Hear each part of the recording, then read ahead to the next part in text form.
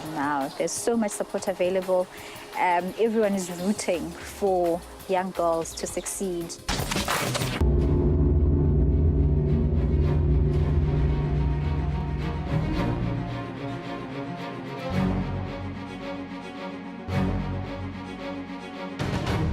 This being a Women's Month in South Africa, I am very proud and humbled that the Department of Science and Technology in particular has had this vision of recognizing those who are making it in research. Women are making tremendous strides in the scientific field, but they really need to be encouraged to do that because it's traditionally a male-dominant field. We think it's an important evening, we think it's an important event, so we are here as a partner to support the Department of Science and Technology. Where we were 10 years ago, the numbers of black women who were included amongst the award winners were far less than we'll see tonight. But every single award winner is based on excellence and in their achievements and in their work. But we also celebrate achievement, not only in women in science, but in general from where we were 20 years ago to where we are today. What we have is a celebration of magnificent achievement of our South African women in transforming a country from a country that was really characterized by as a seriously male-dominated society, and obviously with its racial dimensions. If you were a black woman in South Africa, you were really at the bottom of the pile.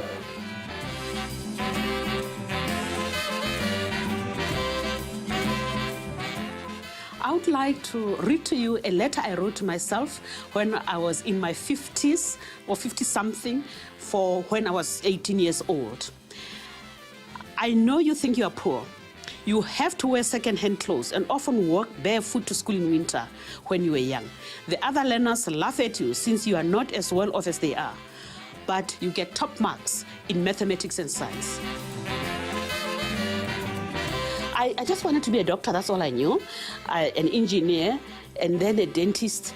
But my father became sick. You know, we are responsible. When your parent is sick, I stopped all attempts to go overseas to do those, because I could only do them overseas because the South African system was that system. And I stopped all efforts to go overseas. So I concentrated on chemistry. I said, okay, if I can be a doctor, I'll make the medicine. That's why I'm here. You think you have what it takes to be a scientist? Let me tell you, you have what it takes. You like nature. This may have come from your shepherd days. You like to ask deep questions about your environment. In Lesotho, we had this thing called staff development. So when I was sent in Canada, the whole idea was I would come back and be a lecturer. But after masters, the university, somebody in the university decided I can't go because I'm a woman, I'll have babies and I'm a waste of money and time. But then I fought. I'm always fighting, and I'm kind of tired of fighting. I fought, and finally the government intervened, and I was able to go. Being a scientist means being in touch with your environment, having inquisitive mind, asking questions about how things work.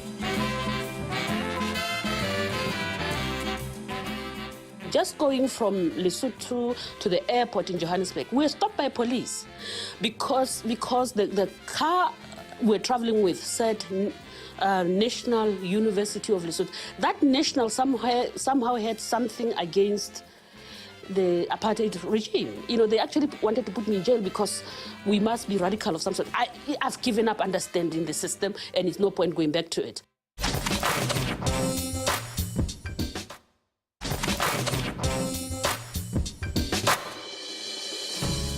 I think she herself has faced challenges being a woman in science, being a black woman in science, which was particularly difficult when she started, and she just never let any of those things weigh her down. She doesn't have a victim mentality. Oh, because I'm a woman, it means I'm not as good as a man. She never let that stop her, and she just carries on and does the best that she can do.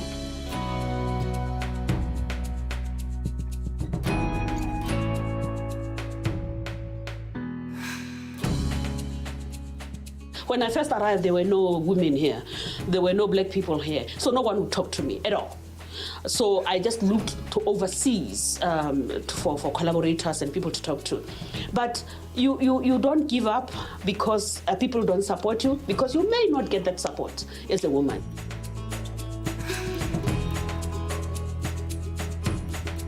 She always encourages us to further and, carry on and not to give up. And yeah, just working with her has been a great experience. And she makes us stand out, I think, in the rest of the world. When you start talking about Professor Nyogong, everyone just wants to know what you're going to talk about, because she's well known. And yeah, it's quite inspiring working with her. I won Woman of the Year, that's Chopra Checkers thing. And the amount of media, I kept on saying, where's my life? Where did it go? But that exposure, believe it or not, helped me to attract the best students, to attract the best funding. It was a turning point. The South Africa decided to create what are called research chairs. So I no longer get paid by Rhodes. I pay directly by government. My job is to produce the best products in terms of students.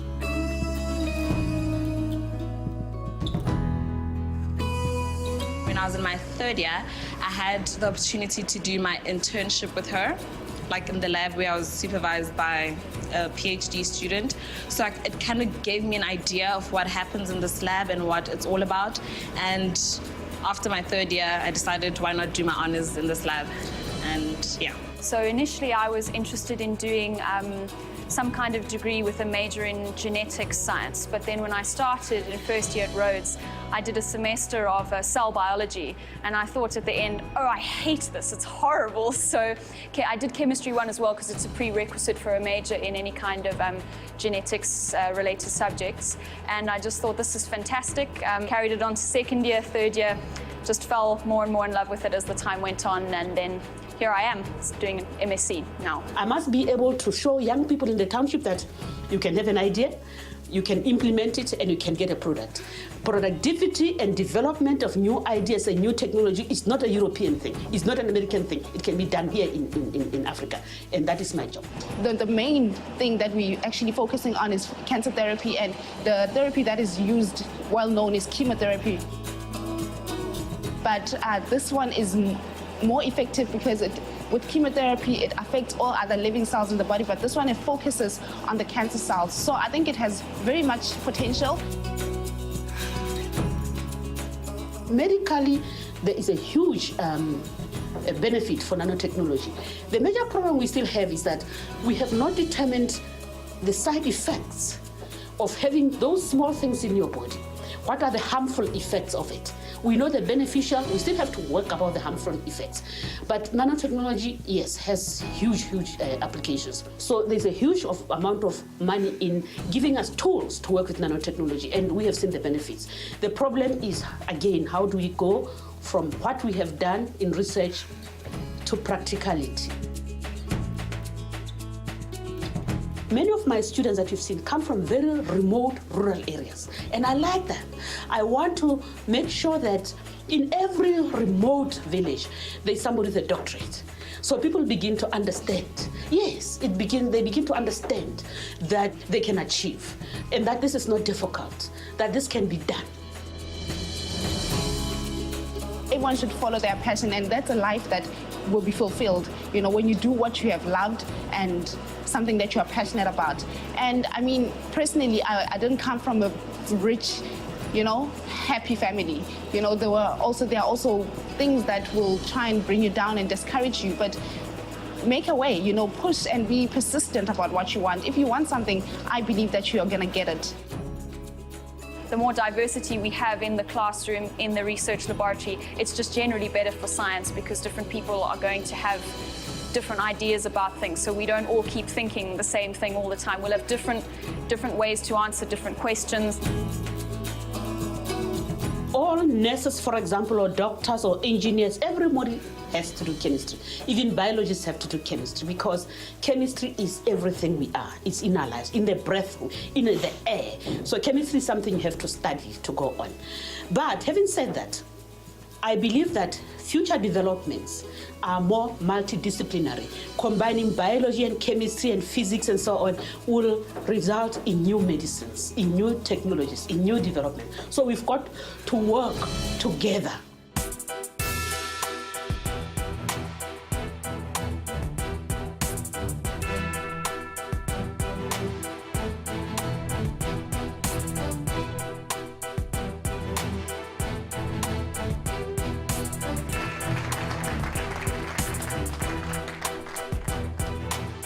To have this recognition gives me exposure locally and also internationally. To have that on your CV, to know that you have been awarded something like this, it already gives credit to your work.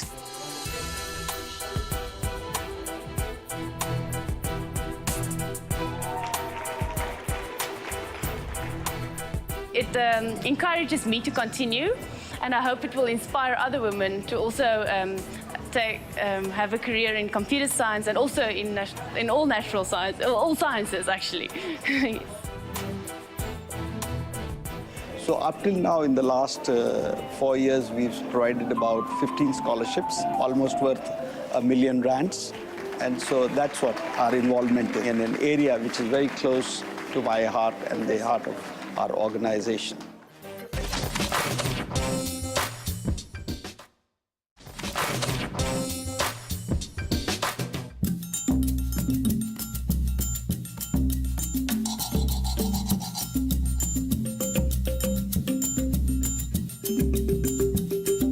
There's a lack of awareness in terms of what is available out there. We are having areas of scarce skills that are not being tapped into, but you still see learners who are enrolling for the traditional kind of careers when they get to varsity. Why? Not because they do not have the capacity or the potential to do these so-called scarce skills. It's because they do not even know about it. I mean, you ask a young girl in my village about nanotechnology, they will be asking me, what is that?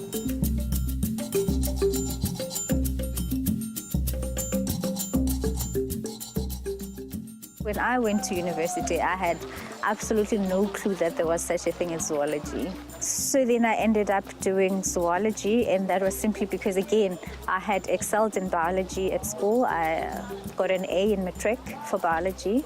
So for me, anything that had anything to do with biology sounded like a very obvious choice. But at that time, I had absolutely no clue what careers there would be in the field. I didn't even know a single zoologist at that stage.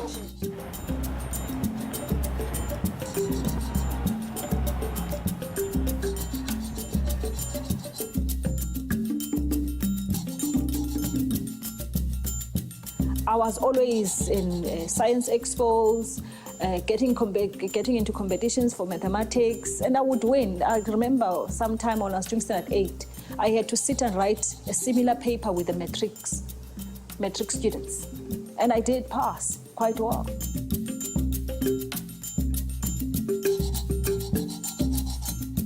And so I started looking around the country, investigating what professors were doing what at what universities. And I wrote to a number of them, and the most enthusiastic response came from the professor who would then become my mentor for 6 years. And he was based at the University of Natal.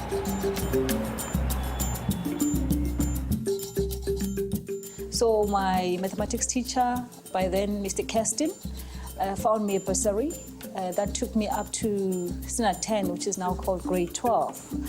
And thereafter, after completing matric, I went to university to do Bachelor of Science, of which I was funded by ESCOM to do that. And I moved on to honours in medical biochemistry, of which I was funded by Canon Collins from the UK.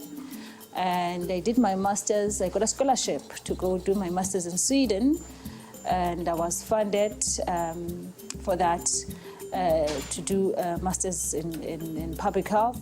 The first zoology department that I worked in, I was the only female for a while. I was the youngest member of staff, only female and only black. And all of my colleagues were male and white, which ordinarily is not a big deal, except that the person who was closest to me in terms of age, so the person with whom I had the smallest gap in terms of age, was the same age as my father, and that was the youngest guy in the department. I went to University of Pretoria to see the students that were funding in nuclear sciences. So the room was too full and it was so male-dominated in a way. So before I started my conversation with them, I was like, where are women? I'm not seeing any women. I feel like we are underrepresented in this room. And one PhD candidate who's a black woman said, they are busy making babies. I'm even late myself and I'm still sitting in here. She was just saying it jokingly, but she was saying something tangible and valuable. Mentorship is incredibly important in this journey of becoming a scientist, in that if from a very early stage you've got somebody who's very enthusiastic about your own development and about the subject, obviously, then your chances of succeeding are improved. Animal physiology is how animals function. So we look at how this animal function influence its capacity to deal with changes in its environment. One of the main responses that animals utilize is hibernation and daily torpor, which is a milder form of hibernation. And what was exciting about that finding was that when you mention the word hibernation, everybody automatically thinks bears, and they think cold, and they think snow.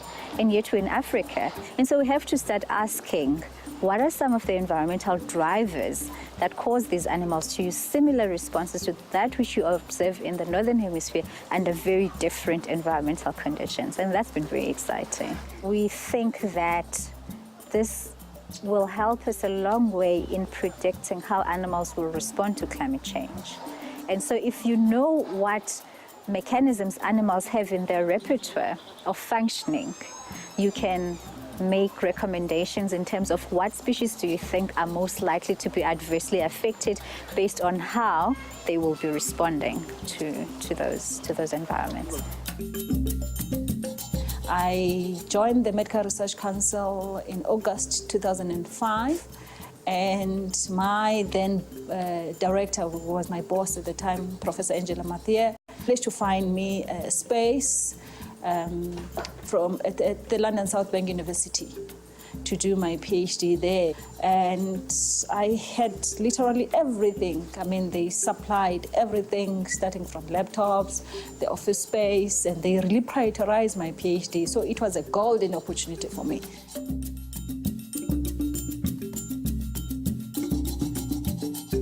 Having gotten married in 2005, and then we agreed with my husband that no falling pregnant until I finish. But fortunately, not unfortunately, I fell pregnant when I was completing my PhD.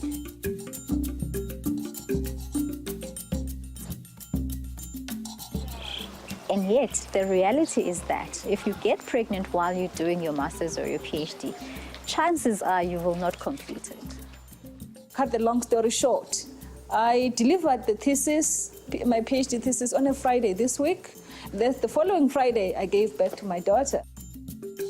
There's also life choices that females need to make. You know, if you're going to have a career in science, it demands a lot out of you. It takes a lot of time. It takes a lot of investment. It takes a lot of being away from home, obviously depending on the subject. I mean, in my specific area, your animals are out there in the bush and they're out there in the field, so you've got to be away for extended periods of time.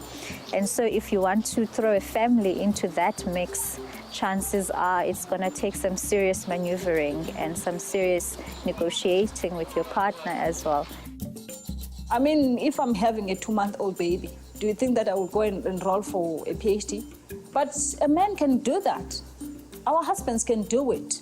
But for me, I need to raise this child until maybe 2 years, and then I say, okay, when this child is 2 years, I can go enroll for a PhD.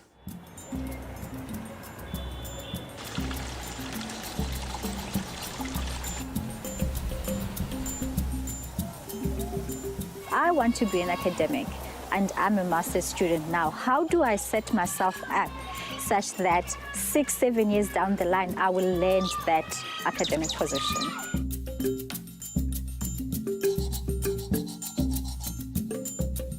we are struggling with females, especially black females. I mean, we had, in the previous financial year, out of 294 grant holders that we had, we only had 13 black females, 13. I think there should be targeted programs that are built particularly to encourage women to come on board. I think the best thing any young aspiring scientist can do is to speak to somebody who's walked the road, who's been on the journey, and to say, what can I expect on this journey? What kinds of decisions will I need to make?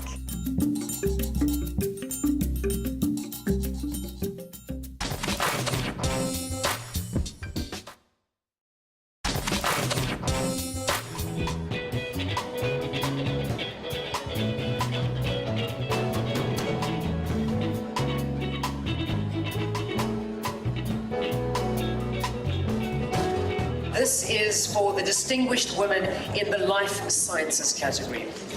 And please come up to stage, our finalists, Professor Mareka Labaskachny of the University of the Free State. The old system was very patriarchal, especially in agriculture, where I do a lot of my work. You know, 25 years ago, it was an all-white male-dominated field, and female, white or black females were frowned upon. That has really been changing, and the opportunities are there.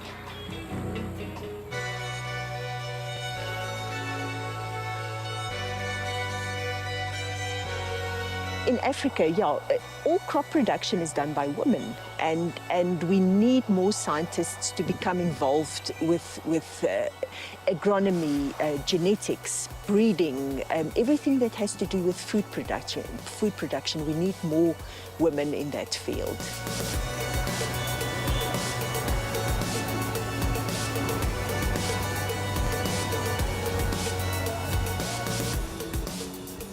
I know a lot of women will shoot me for saying what I would now say, but I think it has to be said.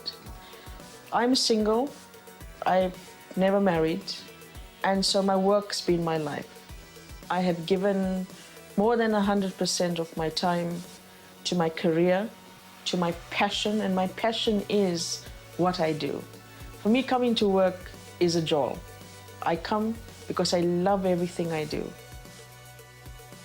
Many women, although we have kind of not had opportunities in the past to explore some of these areas, I'm not convinced that, all women come because they really want to make an impact or a change. Some people want to prove a point. Some people want to show that I can have it all, I can be it all.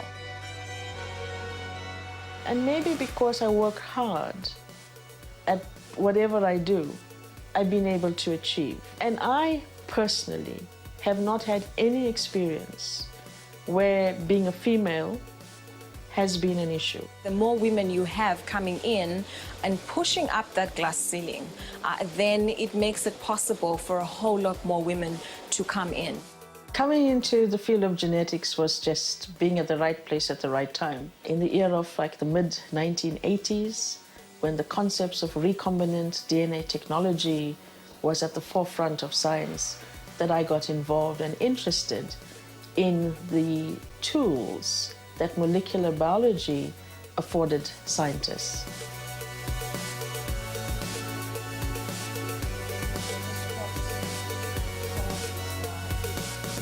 And it was just coincidental that, having completed a master's in biotechnology, that this division of human genetics at what was then called the South African Institute for Medical Research needed people with my qualifications.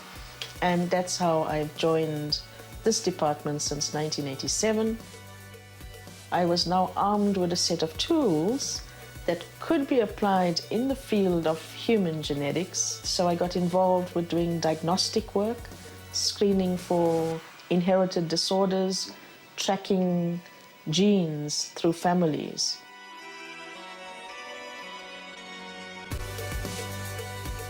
The the Medical Research Council started what they called a Research Capacity Development Unit. Now, this unit was set up specifically for the purpose of taking undergraduate students, postgraduate students like myself, who were Black, who wanted to explore a lot of different areas within the sciences, but did not know which institutions to connect with. They didn't have the funding, probably didn't have any other role models, you know, who were Black at the time, who could encourage them to pursue those fields. And I was probably one of the first beneficiaries of that capacity development program that the Medical Research Council had. And so it was almost like it was all put before me that choose which area you think, given your background in microbiology, you would like to pursue. And that's how I was introduced into bioinformatics, which I later pursued. I'm very interested in genetics, so that is where my whole career started. And at university, I started with genetics, and then I started specializing in plants. And then I realized the rich biodiversity, especially in Africa, in terms of the plants that are available and which are edible to humans and which can be used to improve crops to add food security on the continent.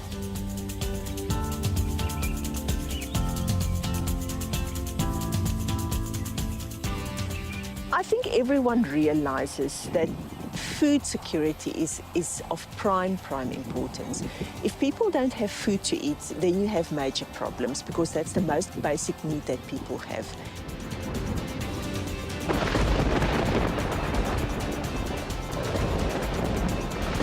I think there's consensus worldwide that there is climate change. There's no way that we can get around that. And that means that we are going to have less rainfall, more droughts, and also higher temperatures. And this is going to impact hugely on agricultural production. It's absolutely crucial in all crop areas, maize, cassava, wheat, that we need to look at genetic improvement for heat and drought tolerance. There's constantly, breeders are developing new cultivars which have better nutritional value, better insect resistance, better disease resistance. And those seeds are becoming available to farmers.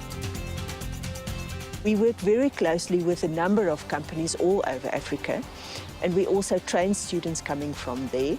So we have a very close collaboration. We have a whole network, I think, in Africa in terms of plant breeding.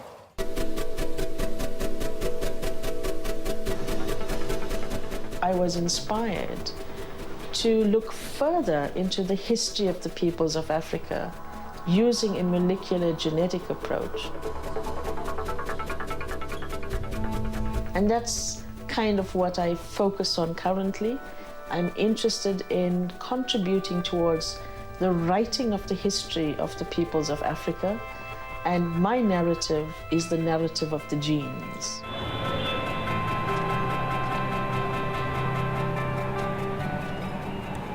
And what we found from that was that there's one branch, the oldest branch, that dates to over 100,000 years, that lead exclusively to genetic patterns found among the Khoi and the San.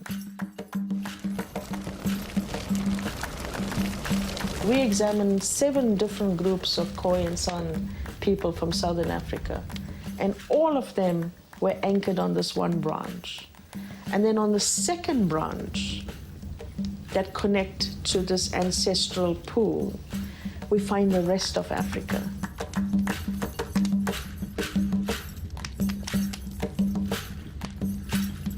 So several lines of evidence are converging to Southern Africa. So the big question is, could Southern Africa be that cradle, the geographic region from whence our species, Homo sapiens sapiens, have evolved? And given that so many systems converge to this geographic locale, it's very likely that it is. And that's what excites me.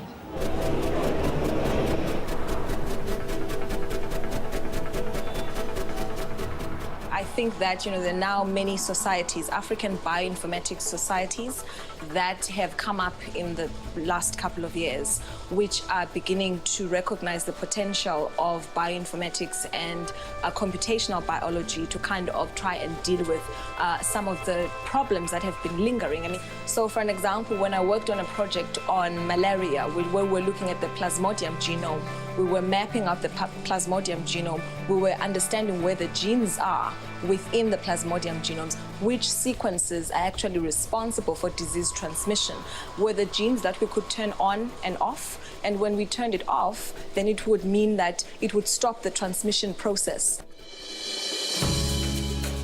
The Human Genome Project, when it started, they may not have seen it was just coding the human genome.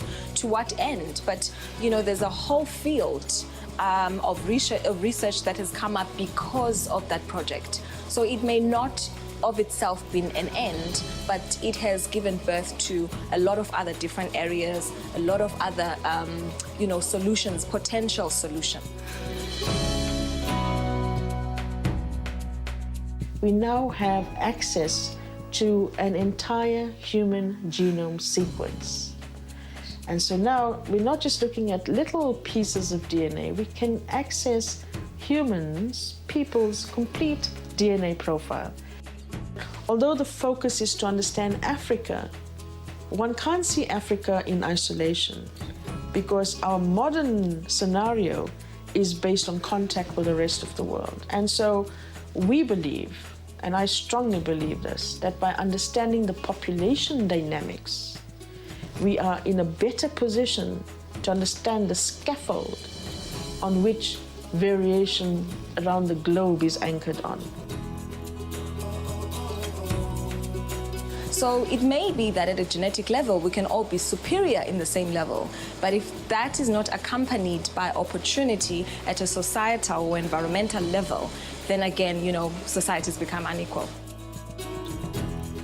I think firstly, women should see that they could make a career in science. I think more and more girls are seeing that they can basically do anything that men can do. And I think that there's also a whole lot of organizations that are now giving scholarships just for women. There's lots of scientific organizations just for women. And it is also out of the recognition that, you know, because women have been catching up, you kind of need to give them more of an opportunity and create a platform for them to also come into those fields.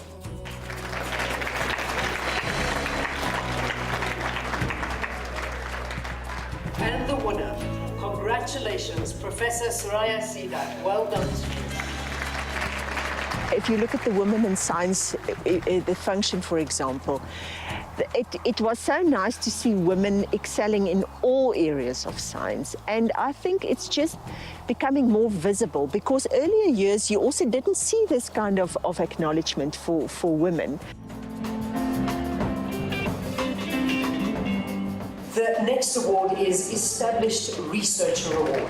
Well, I think I've had to overcome many challenges. Firstly, as a black woman, you know, black and being a woman as well. But what I've always believed is that, you know, when a door opens, there's always an opportunity to say, you know, this is a chance. What can I do? Because all of us are born with capabilities. Please, one more round of applause to every single one of our panelists. It's in first place a huge honor just to be a finalist. People should remember that. But to actually win, it's quite a big honor.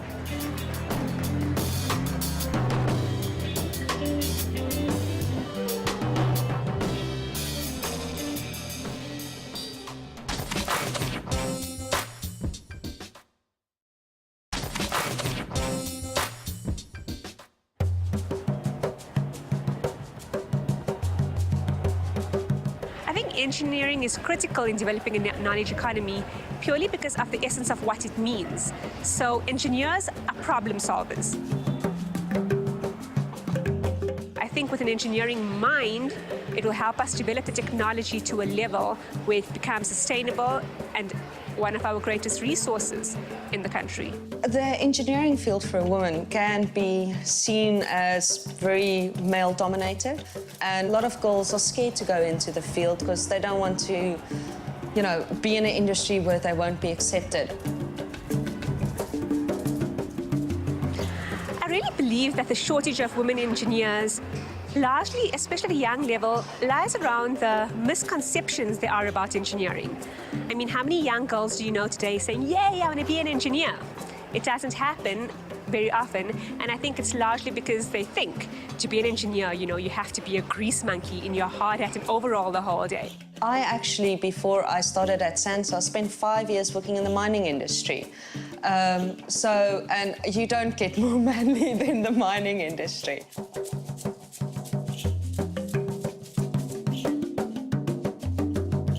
So part of the requirement of your undergrad degree at UCT is to perform at least 6 to 8 weeks of practical training on an industrial site. Being a Sasol purser, I did that in Secunda. So it was my very first visit to this massive industrial plant, and it was my first step into the real world of engineering, so to speak. But then what I found is just do my job, be nice, be professional. And, they tend to pick up on that and take it from there. And then, if you need to prove yourself, then prove yourself. Everybody goes through life having to prove themselves in one way or another. Sometimes I was the youngest in the room, the only person of color, only female, and you have all these things coming at you, and how do you make yourself comfortable in that situation and still be confident in what you do?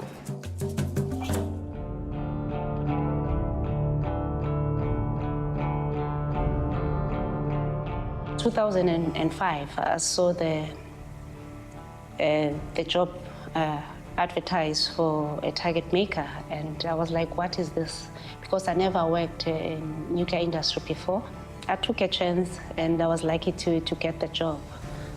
You don't study to make targets, but I got training from overseas, as the skill is not available yet here in South Africa to make such materials for nuclear physics research. We've got the accelerator group here where they produce the beam of particles. And then the target, this is where I come in, it's the material that they bombard with the beam of particles. The nuclear physicists, they come after to analyze what comes after they bombarded the stable nuclide, which is the target, with the beam of particles. And then they'll study whatever comes out. My role in this at SANSA is I'm a space weather engineer. I'm part of the overwintering team that goes to Antarctica every year. South Africa's got a big role in the South African National Antarctic Program, where we run the science in terms of the space weather component of that. But the application of this is to do with learning about the space weather, which is basically the space between the Earth and the Sun.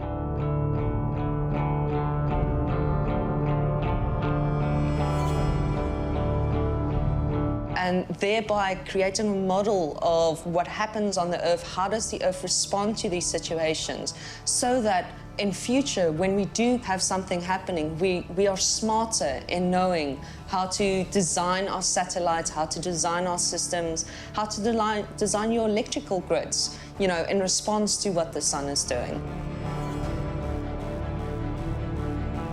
South Africa has a base in Antarctica as part of the South African National Antarctic Program.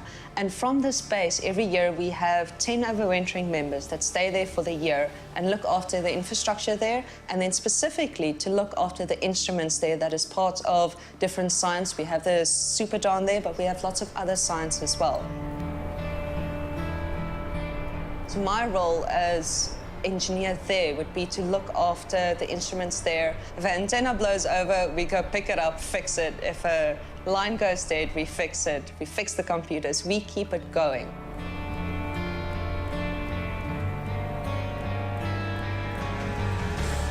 I've been very fortunate to have some great opportunities in my life, but they only count for something if I can be able to give back to my community, to society, to my country. And a large part of which I do that is through South African Women in Engineering, a non-profit organization that was founded to just do that, promote engineering to young girls, foster innovation, and simply celebrate women in engineering.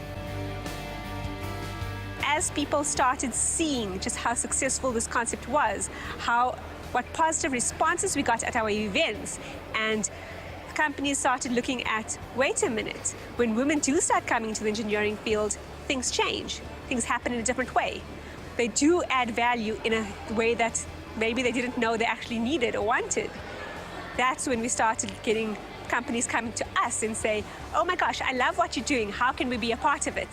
And I think women tend to be more collaborative by nature.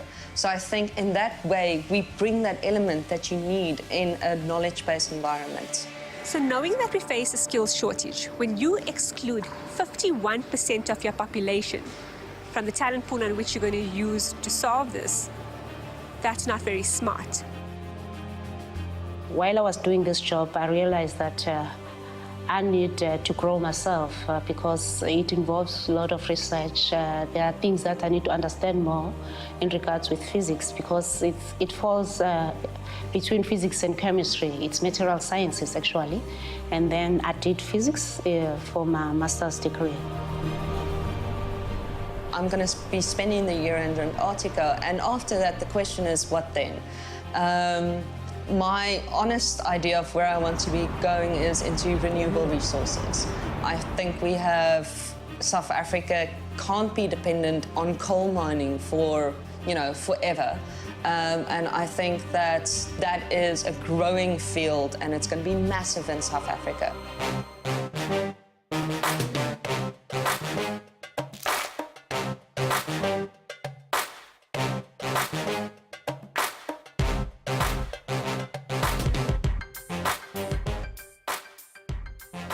The attitude needs to change towards women and women scientists, that women scientists can be mothers, they can be wives, and they can still be good scientists. They can do it, or women have proven themselves, I think.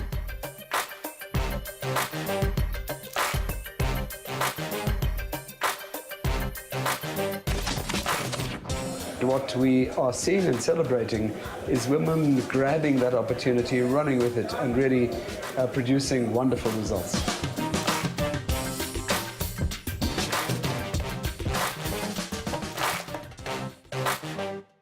We're all very insecure. We have these insecurities. For whatever reason, we harbor them. And the sooner we dispel of that gorilla and do things passionately, it becomes so much easier. And that's what I have found in my career, is that if I take on these challenges and I work through it, I will get there.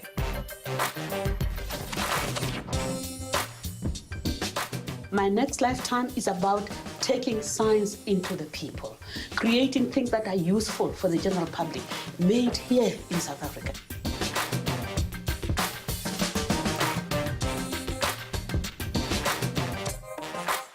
Women bring something very different to the table. And I think that combination of men and women working collaboratively in the engineering space to tackle these deep-seated issues that we have with the growth in Africa, I think that can lead to fantastic solutions.